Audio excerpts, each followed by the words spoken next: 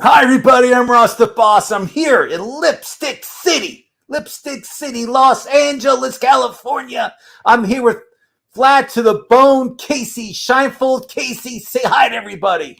Hey, everybody, how's it going?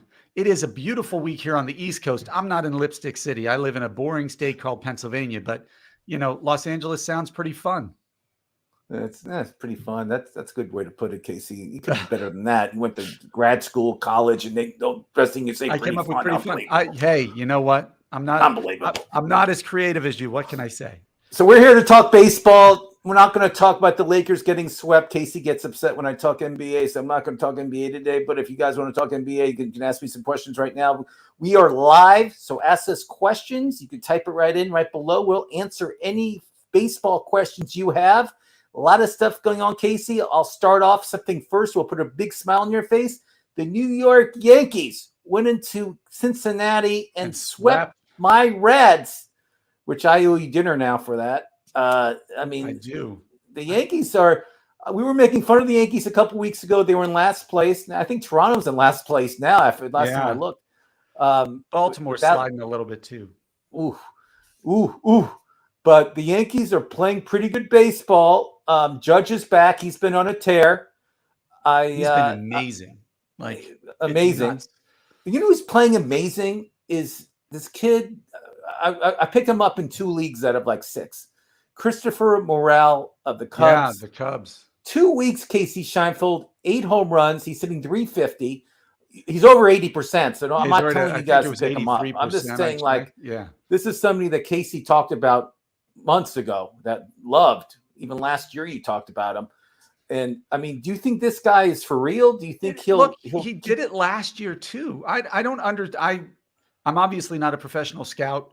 So I don't know why the Cubs don't seem to just consider this kid an everyday player. They started him in the minors again this year, even though he did well last year. But if he's a streaky player, and that's why right now he is on a hot streak to end all hot streaks. He's crazy. What Uncle up, Ted? Welcome. Uncle Ted, we're talking about Christopher Morel. This guy is just on a huge tear for the Cubs. And again, hopefully you have him in some leagues. I don't know. But if you do great, I mean, if it's somebody that you would focus on right now to trade for when, would you trade for him, Casey, or would you just stand back and wait? I think that's a hard sell because obviously the Cubs don't see him as a cornerstone piece. So they must know something we don't. That's the only thing I can think of, that they started him in the minors. I might try to sell high on him. Honestly, if I had him, think about what you could get for that right now. You could probably turn it into a pretty good haul for your team. But I think the biggest theme the last week of fantasy of baseball, of MLB, is the cream is rising to the top. You see what Houston's won 8 in a row. LA just went on a big winning barrage. St. Louis has come alive and is winning. The Yankees are winning. Like all of these franchises that were predicted at the start of the season to do well, that may have floundered here and there, suddenly are just closing the gap. I mean, Tampa Bay is still one of the top teams. So the Yankees and Casey Scheinfeld, Tampa Bay, they get back their workhorse Tyler Glasnow. He pitches on Saturday for Tampa Bay, which is a big boost for that pitching staff and for my fantasy baseball team. I have them in a couple. So I mean, they had some major injuries on that pitching staff with Springs going out and people like that. So Glasnow, I'm sure they're welcoming him back very quickly to that staff. And another team that I've been ranting and raving about, I just feel if they can get their act together, the Seattle Mariners. I mean, on paper, I feel they have a great team. They just can't put it all together all at once. I don't know why. Yeah. But I think down the road they will.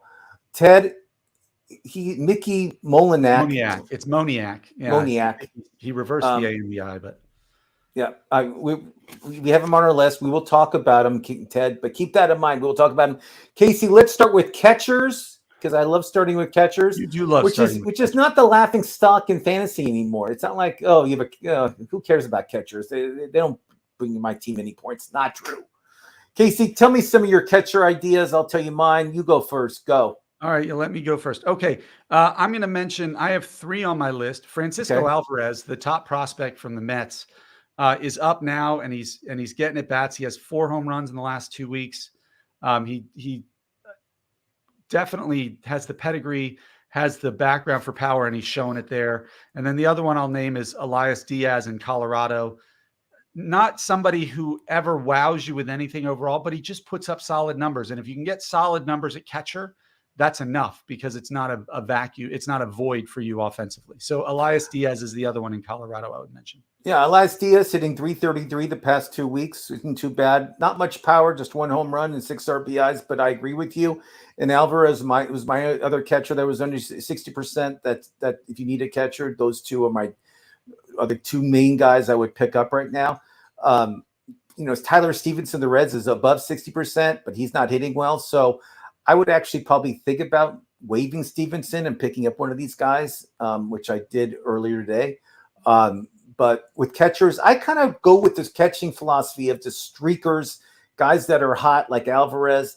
I'll pick him up and dump a guy that's not hitting well because it's the season. We're in May, and if you think about it, we have 3 months left until fantasy playoffs start in late August, early September, and then the season's over. So if you're not in a keeper league or dynasty league and you're just in a regular redraft league, you really got to maneuver your team every week. And I stress that a lot. I mean, you just can't wait for guys to start hitting. You can't, unless it's a big name. But, if it's somebody huge, I get it. Got Trey Turner admitted today, Casey, that he's had a horrible year. Yeah. And I had to go back and look at his stats. He's like 6 stolen bases, hitting like 250, and it was bad. Just horrible. All right, so Christopher Atwater has a question for you, Ross. Go ahead. Why don't you read it? Chris I Atwater, big Bama guy, unbelievable fantasy player, one of the best in the country. This guy, he loves the Tide. I get it. Christopher Atwater, Casey, why don't you read it for me? I have Edward Cabrera, who I love. Miami Marlins pitcher. I was huge on him in the preseason. I actually drafted him. He's got good strikeout statistics. His earned runs are finally trending in the right direction, but he can also drive me nuts with his lack of command. Is he worth keeping? I think if you have room on your bench, absolutely. This guy I saw as a sleeper, kind of that next Miami pitcher to take the next step because his stuff is filthy. His strikeouts are up. I got impatient with him in my league and dropped him. I am going to look. I was thinking about that actually this weekend because his last few starts have been much better. I actually think you keep him. I don't think you get rid of him at this point. And Casey, Miami, you and I both made fun of the Marlins at the beginning of the year. We didn't think they win 60 games. I mean, I really didn't. They're like fighting for the wild card spot right now. They're playing really good baseball. Them in Arizona are playing really good baseball for small market teams that don't spend a dime on talent. And it's really, I got to tell both franchises, I'm sorry that I talk bad about your teams because they're both proving me wrong, which I'm never wrong, Christopher Atwater, you know that. But yes, I agree with Casey. I think the Marlins their young pitching staff is one of the best arms in baseball with Perez and all those guys. I mean, they have really good arms. Their bullpen's not that great, but so is like 80% of the teams too are not that great. But yes, you keep them. You don't cut them. Let's talk about first base. The guy I like this week, it's a Guardian. I didn't say Indian. I said Guardian. You heard me. Good job. Josh Naylor hitting 310, 4 home runs, 12 RBIs. Yep. I've always liked his bat. I always thought he was a threat, and he was no one respects him in fantasy. No one. Even Dr. Dan Ratner, who's a Cleveland native, doesn't respect Josh Naylor, and I do. So if your first baseman is not hitting well and not doing well, maybe it's a good pickup for you to pick this guy up and just ride the wave on Naylor, because the Indian. See, I did it. I owe you $1. The Guardians will start hitting again. They're kind of in a slump right now as a team hitting. They're really not hitting well except Naylor. But he's my number 1 first baseman pickup for the week. Yeah, I didn't think I like him, but I didn't think there were a lot of first basemen this week on the wire that I was really impressed with. I'm going back to somebody you mentioned probably a month ago, and that's Harold Ramirez. He's still only 49% owned for Tampa Bay. He's batting over 350. He gets on base. He can drive in runs. He has a home run. He's not going to wow you with power, but Tampa Bay's offense, Tampa Bay's team is legit. Getting a piece of it when it's playing well is not a bad idea. And just Ramirez, just a warning, he doesn't play every day, so you just got to get the starting lineup 3 hours before the game starts and plug him in or don't plug him in if he's playing or not. So there you go with Ramirez. But I agree with you. First base this week is not the greatest position for under 60%. So Naylor is my only recommendation. Let's go to second base. Who's your top second baseman this week? My number one, I only have one second baseman this week, that's Bryson Stott in Philadelphia. In the last 7 days, batting .350 with 3 home runs, 7 RBIs, 6 runs scored. So he plays every day. He is doing really well. He's batting leadoff for that Phillies lineup. So he's got Harper and Baum and Schwarber and Realmuto all hitting behind him, and Trey Turner. Right now he's playing better than Trey Turner, as we've mentioned. So no, that's not hard. It's embarrassing what Trey Turner's doing. Not embarrassing, but he's a lot of people picked him first in fantasy baseball, and I get why people are angry. I agree with you. The Phillies offense is getting better. I think tonight even they'll score like 10 runs tonight. They're going to have a huge game tonight. And I agree with you. I think the Phillies have a really potent offense. The problem with the Phillies is their pitching is not coming up. No, it's not been great. Although Nola with Wheeler and Nola. Yeah. So my number one second baseman is a guy that plays like multi positions. He plays for Milwaukee. His name's Owen Miller. He plays like third base, second base, I think, and shortstop. It's the top of my head. But he's hitting .381, Casey Scheinfeld, and 2 home runs. I pick him up in our league, and I play him once in a while. It matters who he's going against. But I like Owen Miller. He's a guy that really high draft pick for Milwaukee. And I think he's coming to his own this year. We'll see what happens. But Owen Miller, if he's available in your league, you should pick him up because he's a utility guy. And we tell you how important it is to have a great utility player on your team. Flexibility on your roster. Yeah. Yeah. It's going to have injuries. You can't stop it. Let's go to shortstop, Casey. I hope you don't pick the guy I like, but who's your number one pick? I'm going to go to St. Louis, Paul DeJong. I'm sure you're going to say the same guy because why do you like him so much? It's not because of his batting average, because of his power. His power, maybe. The guy, you hear about him sporadically for the last 3 or 4 years, where he'll have this stretch where he might be the best power hitting shortstop in baseball, and then he'll bat 180 for a month. And so right now he's in one of those power zones, and St. Louis's offense is clicking on all cylinders, and DeJong's right in the middle of it. He's batting 6 tonight against and it's at Cincinnati. I know. So that's not a bad place if you got some power in your bat to go play. So DeJong has to be the top pickup. Bryson Stott qualifies at shortstop also, but I picked him as a second baseman. Another guy I talked about last week, he's qualified at shortstop and third base. Casey Steinfeld is Casey with a C, not a K. I know. Casey Schmidt of San Francisco. Casey, the past 2 weeks, he's still hitting .373, 2 home runs, and a bunch of 13 RBIs, I think. I mean, he's still tearing it up. He plays shortstop and third base. What's your thoughts on Casey Schmidt? I mean, this is a guy that I actually watched the Giant game recently just because I wanted to see this kid play, and he's good. I mean, this guy can play. I'm not real familiar with him. He wasn't a huge name on the prospect list coming up. When it came up, I remember clicking on something that was a nice story about how he got called up or that sort of stuff. But look, the numbers don't lie, right? He's putting the ball in play. He's hitting it where they're not. He's not going to ever lead the league in big categories. But if you're dealing with one of like a Tim Anderson, who's been terrible at shortstop, and you need somebody to put in there, why wouldn't you play him over Tim Anderson right now? So he's a replacement player at this point, and a good one. Now, what would you do with Tim? If Tim Anderson, I don't have him anywhere. I have him in one league. I have him on my bench. I don't think he's a great. I said this to people. I said he's not a good fantasy player. He doesn't steal as many bases anymore. His power is very limited. His RBIs, his runs. He doesn't. The only thing he does is hit for average. He's a batting title winner this year, right? He's not doing this year. Yeah, I mean, would you waive him or keep him, Casey? What would you do? At this point, I might actually, if it's a redraft league, I might waive him. I might keep him in the keeper league. Interesting. Well, in the keeper league, I might keep him because if he gets hot, I could then trade him. because his I name still carries. understand. I get Just it. because of the walk-off home run he hit in the Field of Dreams game last year, like he's famous for that. So I get it. I get it, but he's so disappointing to watch. And I love Tim Anderson. I love his personality. I think he's a great player. A good guy, a good team guy. But this year, especially for fantasy baseball, he doesn't make the cut. Let's talk third base. Casey, tell me your third baseman picks this week.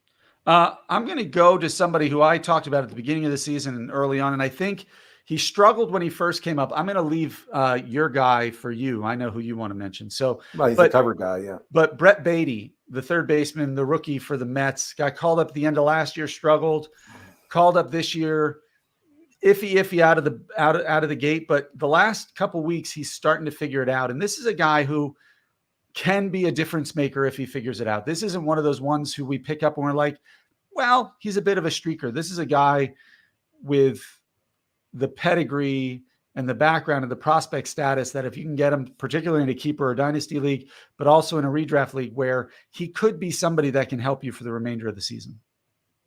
I like it. Somebody else I like, I talked about him last week. I'll talk about him this week. He's starting to get picked up by a lot of people, and the White Sox are actually starting in a few games. Is your cheeseburger, Jake Burger, and this guy, I just thought it was like a replacement guy, but I think this is a guy that the White Sox have to play every day, even though when they get healthy, doesn't matter. I think you got to find a place for this guy. I think he's worth it. I mean, the past 2 weeks, he's hitting 373, 2 home runs. I believe it's like 13 RBIs in 2 weeks. I mean, he is the offense for the White Sox. Him and Robert, anyone to say it, both of them have been tearing it up. But Berger is a guy that when their third baseman comes back, this guy's going to either DH or play third. I don't know what they're going to do, but they have to play him. I mean, he's that good. And our cover guy is Javier, I call him Candyman, Candelario. Yep. Jeimer Candelario. Hitting 409 the past 2 weeks, 2 home runs, 583 in the last week. Yeah. I mean, last week he was hitting over 500, remember? Yeah, 583 the last 7 days. Yeah, he's hitting 5. So every second time he comes up, he gets a hit. I mean, this guy's on fire. He's a streaker. He's not going to win the batting title. He's not going to bat over 400. I know that. Casey Scheinfeld knows that. Trust me. But this is the guy you got to pick up now. Ross's boy is back. Seth Brown. That's from Jamal. Hey, Jamal. I like Seth Brown, and he's no clown. And Oakland is a AAA team, maybe a AA team. But he came off the DL yesterday or the day before. So, and Oakland, they're going to score runs. The problem with Oakland is they'll give up too many runs. Like tonight, it'd be like 15 runs in the game tonight. It'd be very high scoring games. But I do like Seth Brown. I don't have him on my list this week just because he just got off the DL. But yes, Seth Brown, I'm sure I'll mention his name next week. Don't worry about that, Jamal. But again, Jameer Candelario, yes, he's my waiver wire pickup of the week. Yeah. Just because he's streaking, and if you have room on your roster, pick him up and start him immediately. I like this guy a lot, and I know he plays on a small market team. I get it. I know why you have doubts, but just do it for a few days or at least till Sunday and let me know what he does. Let's talk starting pitching. Casey Scheinfeld. You don't want to do outfielders, my friend? Oh, yeah. Let's talk outfielders. I only have a couple. Who are your two? Give me your top one. I'll give you my top one. Go. I'm going back down. I'm going down to Miami for this one. And Brian De La Cruz, the guy came up at the end of last season and was impressive as all get out in September, where there was a lot of buzz for him coming into this year. Struggled out of the gate. But in the last 2 weeks, he's batting .429 with 3 home runs and a stolen base, 10 runs scored, 8 RBIs. Maybe he's figuring it out. Miami's playing some good baseball right now. He and his other buddy out there, Jorge Soler, has 5 home runs in the last 2 weeks. So those two guys in Miami are definitely worth the pickup. Should we talk about this guy just so Uncle Ted doesn't have an actual stroke? Why don't you talk about Mickey Molinak real quick? Mickey Moniak was the number 1 pick several years ago, the Philadelphia Phillies. He was never really considered a super high prospect. He went number 1, I think, for signability concerns of some of the other players. But he has the tools. He's not a huge power guy. But he does have speed. Moniak seems to think Uncle Ted seems to think he's the next Estieri Ruiz. I don't know if he's got that type of steals in him, but he does have speed. He's in the Anaheim where they'll give him plenty of playing time, and he's producing right now. And so it is not a bad guy. He's young. I think he's in his early to mid 20s. And he was a number 1 overall pick. So they know there's talent there. I don't know if he could lead the league in steals, but I bet he could steal you 30 to 35 bags the rest of the way. I think you're right. And the Angels have two superstars in the team. So he has Ohtani and Trout to hit around him, and they'll bring him in. He'll score a lot of runs. He couldn't be in a better situation in Anaheim, or I'll call him, it's Los Angeles, excuse me. But he couldn't be in a better situation just because the Angels aren't going anywhere. They want to test out new talent. So Mickey's in a perfect spot. And yes, I think he's a good pickup this week. Not as good as De La Cruz, because I think De La Cruz is just more, has a year under his belt, and just he's playing every day too, which I was worried about at the end of the season because they had a cluttered outfield in Miami. But now it's kind of like now these guys are just playing every day, who they're going with Soler and De La Cruz and people like that. But long story short, good pickup. I like Mickey a lot. Another guy that's starting to hit, Casey, is Michael Conforto of San Francisco. Yeah, he has he's hitting over 317. I think he has like 3 home runs, 12 RBIs the past couple of weeks. He's starting to hit. He was the big free agent sign of San Francisco during the offseason. I never thought much of him, but he's really doing well right now, and the Giants are starting to score a lot of runs. Yeah. So it could be a good pickup for you. I think he's a good pickup. I think he's somebody you can actually count on for a while if he stays healthy. It was never that he couldn't hit; it's that he couldn't stay on the field. Chris Atwater has a question for you. Why don't you answer it? Chris Atwater, Jurickson Profar plays Profar, highly touted. He was an unbelievable Little League player. I don't remember. He was number 1 rated prospect with Texas coming up. He was a hero in the Little League World Series, Casey Scheinfeld, also for the Dominican. Plays for the Padres. It's always such a tease, worth it. He's a guy. He's a guy. I agree with you, Christopher Atwater, in which he'll have like a great 2 or 3 games in a row, and then he'll just won't hit anymore. I mean, it's a guy that's always on the waiver wire. You pick him up, you waive him. Pick him up. So yes, you pick him up and for maybe a week, and then you'll waive him again. But it's somebody that's never going to be highly touted. You can't trade him for anything. He's not worth anything, Chris Atwater, trust me. But yes, look, to pick him up, you need to fill position, pick him up. He's in Colorado now. That always boosts your offensive profile. It's the biggest outfield in the world, I think. And the hitting conditions there are great. His issue is health. Again, he's missed time after time again with injuries. But I like him. I don't know if I would go out and rush to add him, but Colorado ups his fantasy profile. That's for sure. All right, Uncle Ted, you mentioned somebody I think Ross wants to talk about. Drake Freely is anybody in the Reds lineup, especially during the summer. We're not in the summer yet, Uncle Ted, but we will be very soon. Memorial Day's coming up. I can't wait. Actually, this week, Casey Scheinfeld. I know. I'm sure you have some big plans in Pennsylvania. I'm sure you're doing some big cookouts. I'm sure you're playing soccer. I'm sure you're doing everything you can to have fun in the sun in Pennsylvania. But Jack Freely, yes, I like Jake Freely. I think he can hit, he can field, he can do everything. The problem with the Reds are he doesn't play every day. I mean, they'll play him a couple days and they'll sit him for the last game of the series. And the Reds, I think if he starts doing really well, the Reds will trade him by the All-Star break. If they get like a box of donuts, they'll trade him. They don't care. Just to save a buck. But I like Jake. Again, there's a lot of other players I'd rather have than him. Like we mentioned 2 already. But if you're in dire straits of an outfielder, Jake wouldn't be a bad pick. I can't disagree with that one. But he's not in a must-add situation. Not even close. Let's talk starting pitchers, Casey Scheinfeld. I'll go first.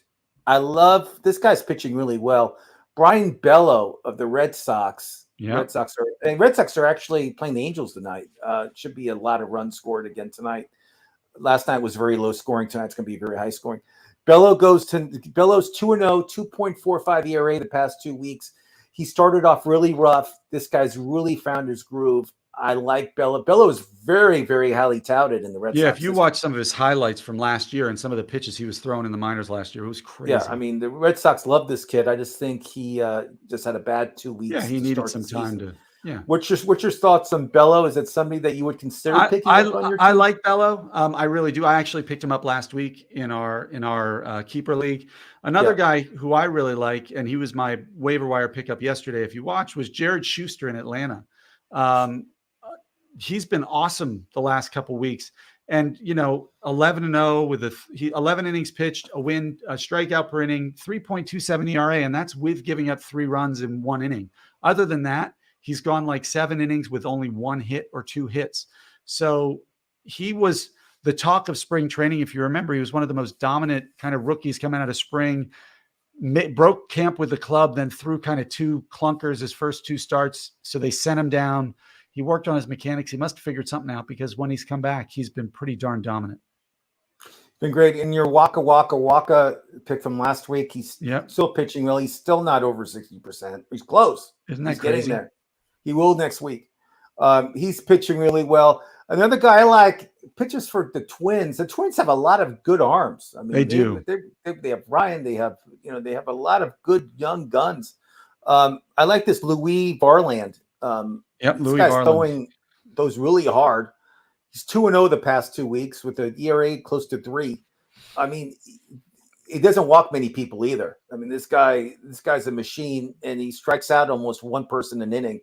I think he's a pretty good pickup right now. I think he could be, by the end of the year, maybe like 90% owned. So you should pick him up now before everybody else does, especially in the starting pitcher department where it's hard to find good guns. Tyler Anderson, are you serious? Great with the Dodgers, horrible with the Angels. I drafted him in a couple leagues thinking he would be the same pitcher he was last year. He's not even close. So no one Tyler Anderson. Casey? Yeah, I mean, he's certainly struggled this year. He's not striking anybody out, it doesn't look like recently. Even in the last 2 weeks, 2 starts, only 3 Ks, almost a 5 ERA and a 1.55 whip. He's not somebody who I would have bet on at the beginning of the season. And the fact that he hasn't delivered, I think he's waiver wire fodder at this point. I agree. I mean, I had high hopes for him, Anthony. Trust me. I watched him pitch for the Dodgers last year, and he was like unhittable. His ERA was like close to 3 or under 3. I thought this guy was great. I was like, why are the Dodgers getting rid of this guy? And he was an Angel, and then with the Angels, he's just getting rocked. He's been getting rocked. All right, Chris Atwater about Andrew Painter. He's for those of you who don't know, the Phillies 19-year-old phenom who was pitching so dominantly last year and then in spring training until he went down with some, what you don't want to hear, elbow inflammation. Now, they don't think it's anything Tommy John requiring, but he's been kind of on the shelf since that. Is he worth an NA slot? I don't think he is in a redraft league right now because I have a feeling this scared the Phillies enough, his elbow, that they're going to give him this year in the minors, really limit his innings and try to bring him up next year. I don't think they want to rush him into the majors because he's already experienced some elbow discomfort, but I could be wrong. Here's, and I agree with Uncle. I'd be looking more at a Bobby Miller type for somebody who's already getting a start this week for the Dodgers. Gavin Williams in Cleveland, I think, has a good shot at coming up if you want to have somebody to stick into your NA spot on your roster. Andrew Painter, I love him. I think the sky's the limit for this kid, but I don't think it's until 2024. I agree. I don't think he'll pitch this year in the major leagues at all. I just think his health has to be perfect, and they don't want to rush the kid. There's no reason to rush him right now, unless something tragic happens in Philadelphia. But it's Kansas City or Philadelphia. It's Philadelphia. Philadelphia. Unless something happens tragic in Philadelphia, which hopefully it won't. But I agree with you. Andrew Painter is going to be a stud. I mean, I've seen him pitch throughout his life. He's unbelievable. Any other starting pitchers that you like, Casey Shuntle? One other, and it's somebody who we've talked about on and off for the past 3 or 4 years, it seems, is Michael Kopech of the Chicago White Sox. The kid has this guy electric killing me stuff, this year. But he's so inconsistent. Well, the last 2 weeks, 2 starts, 12 2/3, a win, 15 Ks, 1.42 ERA, a .63 whip. That's what this guy's ceiling is. It's crazy how good he could be. And maybe he's starting to figure it out. I certainly, when he's on this hot streak, would want him on my roster, and I would give him his next start against Cleveland, because that's who he's going up against next. Because Cleveland, let's be honest, doesn't have the most prolific offense right now. No, they're not. Only one guy is hitting. That's it. Josh Naylor. That's it. But Kopech is somebody I drafted in a bunch of leagues, and he just started out horribly. And I just feel he's healthy now compared to maybe he wasn't a couple months ago or last month. But he's major disappointment this season. I still don't trust him at all for the White Sox. But again, when he was brought up, I remember they were saying this guy's going to be like when they were giving him the Cy Young. He was that good. I remember that. Those three guys I would definitely want to pick up if you have room on your roster and they're available, which hopefully they are. But let's talk relief pitchers, which is always a tough subject for me. It's a tough one. I mean, Dylan Floro in Miami is only 44% owned in the last 2 weeks. He's got 4 saves.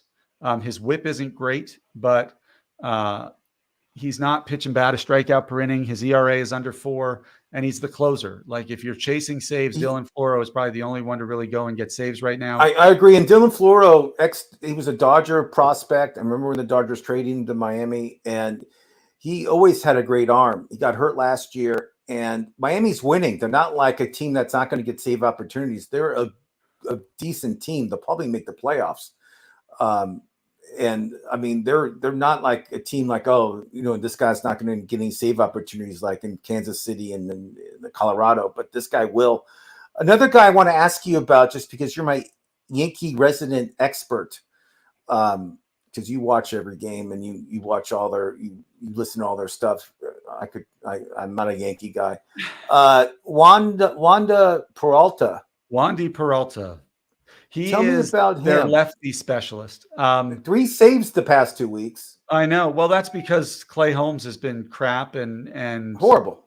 And Michael King isn't a guy who's used to pitching every day or 2 out of every 3 days. So they need to break it up a little bit. Peralta can get lefties out really well. He has a decent changeup, but when I watch him, I never feel comfortable watching him go against a righty. But look, his peripherals are pretty good. Anthony Horvath. He wasn't talking about Tyler Anderson. He was actually talking about Tim Anderson. That's funny. But ironically, we don't feel much differently about Tim Anderson. We talked about him at the beginning of the show. He's never been a huge power guy. His steal numbers are decent, but not great. Deflating. He's a runs and batting average kind of specialist, but he's not batting for a good average, and he's never one who walks much. So he's not going to supplement his lack of batting average by getting on base to do steals and still score runs. So I'll sum it up, Casey. I'm done with him for this year, but he's a horrible fantasy player. You don't want him on your team. There's a lot of other shortstops I'd rather have than Tim Anderson. And I did not draft him in any leagues this year just because he doesn't come through with any of the categories, except maybe batting average. You can't even do that. Chris Atwater, we love Yennier Cano. He's unhittable. We don't have him on our list, Chris, because he's 70% owned. But he's 70% owned, but he throws heat. And he's unhittable. I mean, he's unhittable, but he's not the closer. He's not the closer in Baltimore, though. Bautista is insane. Bautista is, but if you have room in your roster, pick him up. If it's a league that holds matter, I'm in some of those leagues. A great guy to pick up, but like as Casey said, he's over 70% right now, which I get. I understand. Casey, there's some great baseball going on this week. Who do your Yankees play tonight? Who do the Yankees play tonight? Let me check for you. I should know that probably. The Yankees play Baltimore tonight. They start a 3-game series against the Orioles in Yankee Stadium, so that's good. So that's a huge series for the Yankees. Garrett Cole might be going tonight. Who's going tonight? Kyle Bradish against Garrett Cole. Yep. It's a Bradish. I think Cole's not been pitching that great, but I think he'll have a good game tonight for some reason. I think he'll bounce back and pitch well against Baltimore. The Reds are playing St. Louis. Wainwright's going for St. Louis. I think Wainwright's going to get rocked. He always pitches horribly against the Reds. It's great. I can't wait to watch tonight. But again, baseball's been great this season. I'm excited. It's all coming through, and we're almost done with basketball. We're almost to the finals. I think we'll see the finals. The two teams will know by the end of tonight, because Miami is winning the series 3-0 over Boston.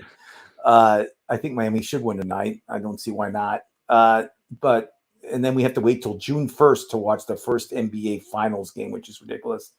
We have to wait. If Miami wins tonight, you have to wait till next Thursday to watch the first NBA Finals game. Yeah, they're both going to be rusty. Rusty. It's like you have all this momentum every day. Every day there's a game, and there's no game. It's like horrible planning in the NBA. Horrible. Well, I don't think they expected the Lakers or the Celtics to get swept. I thought the Lakers were good. I really, if I was in Vegas, I would have won a lot of money. But again, if you guys have any more questions, if not, Casey, I think we gave them a lot of great players to talk about. Yeah, a lot of great players to pick up. We're in Memorial Day weekend. It's going to be great. A lot of great baseball is going to happen Memorial Day weekend. So hope you guys have time. Have a great day off on Monday, and then we'll come back to you on Tuesday and talk about everything that happened in baseball. We'll talk about people being suspended. We'll talk about people not being suspended. We'll talk about the fights. We'll talk about everything that's going on. But again, we're really heating up with baseball, which is very exciting for Casey and I. I'm Ross the Boss. That's Vlad to the Bone. Thanks for watching. Thank you, everybody. Good night or good afternoon.